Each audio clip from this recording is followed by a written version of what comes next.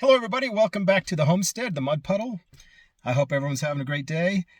Today's video, I'm going to let my wife do all the talking. She has been working on a project, a mealworm farm. Pretty cool thing that she's been doing. And apparently from the research that I've done, you can see here that mealworms are, I guess, good to eat for humans. You know, we're not to that point yet. We're simply doing it for the chickens, for all the protein and all that good stuff that these little creatures have. And it's a really cool thing that she's doing, and it's pretty awesome. So I wanted you folks to check it out. And once again, folks, thanks for subscribing. Thanks for following along. And that being said, I'll let my wife take over. Take care, and we'll see you next time. Hi, welcome back to the mud puddle. I am sorting worms today. We posted about this earlier, but this is what I'm doing. This is a box of, let's move over here. These are all my live worms. They like to hide in the corners for whatever reason. So all of these are live worms that I take and feed to the chickens. The worms that don't get eaten turn into these little pupae, one of those names. I take those out. Oh, look, there's a beetle in there. He doesn't belong. So I take these out and I put them in what I'm calling the pupa drawer.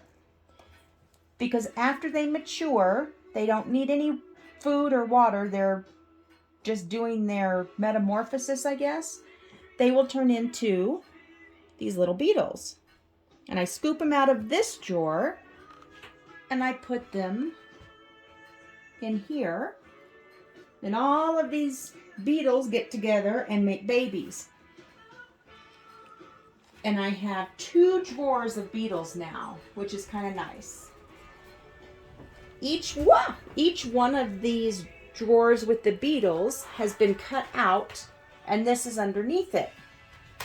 As they do their business and make babies, what's in this one falls through, which are little tiny, you can't see them with your bare eyes, little eggs. Each beetle can produce 500 eggs in its lifetime.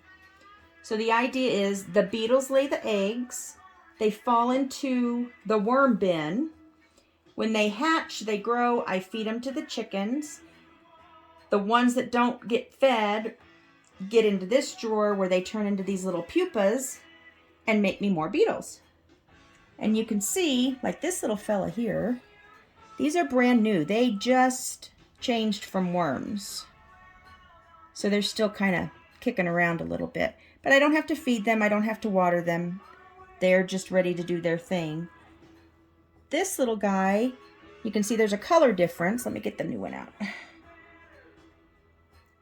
There's a color difference, and it's just starting to move around on its own. So he's getting close to wanting to come out as a beetle. There's all these different stages. I don't know if I see one that's coming out. No, I don't. But eventually this gets even harder, and you'll start seeing little legs pop out, little eyeballs, and then he sheds the whole thing, and we scoop him up and put him back in to make more babies. They cycle very fast. The reason I have all these different, I've got sweet potatoes, carrots, and some apple chunks. I always give them the carrots and they like it. I'm testing to see if they like either of these, only because sweet potatoes don't go bad as quickly as everything else does. So if they'll eat on these, they'll get plenty of moisture, but they actually eat the grain. So they're looking for fluid here, but they eat all of this stuff. So I'm just testing to see if there's one thing they like more than the other, because if they'll eat the sweet potatoes, I can get more bang for my buck that way. So once a week, give or take, I just go through and rake my hand through it looking for, there's one little sucker, for these fellas. And move them to the right place. If I can find one that has, let me see if I can find a worm. Most of the worms are going to look like this. Those are mature growing worms. The new ones, you won't see them until they're much larger. What is this guy? No. But when they grow up from babies, they're whiter in color. I don't see any in here, but that's how I can tell when I've got babies that are being made. But that's what I do. And the chickens love them. They are to the point where they come to me now every time I walk to the chicken coop thinking I'm giving them worms. But if I went and I bought the worms at the store, number one, they're dried, so they're crispy and crunchy. These are living and alive and full of good juices, good protein. But a bag of mealworms from the store can run you $50 plus. These mealworms I just bought because we ate all of the other ones, so I needed a few more to finish the farm. They cost me like $25 for 3,000 alive worms. And as long as I get enough worms and enough beetles and we continue the process, I'll never have to buy them again. And I can always have worms for my girls, and in turn they will give me my eggs. So that's what we do. It might look boring, it might look gross, but it's a process. It's saving me money, it's making me eggs, and I actually kind of like playing with the wormies. These down here, as with everything else, here, maybe you can see them better in my hand.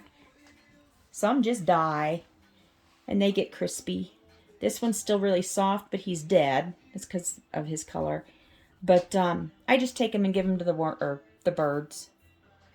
And birds will eat anything, but there still has to be a little bit of goodness in there that they will like. So I separate those out too. And that is my mealworm farm progress for the day. But if you look in here, I got me a ton of these little pupaes. Every day almost I check this one because I don't put food in here. If the beetles hatch, I want to take them out and get them in a place where they have something to eat and drink, because they have to thrive with all of the moisture. That's real important for them. But that's about it. The gross things that I do on the homestead. It's not for everybody, but I love it. So that's it. Thank you everybody for looking and listening to me ramble. We'll be back later.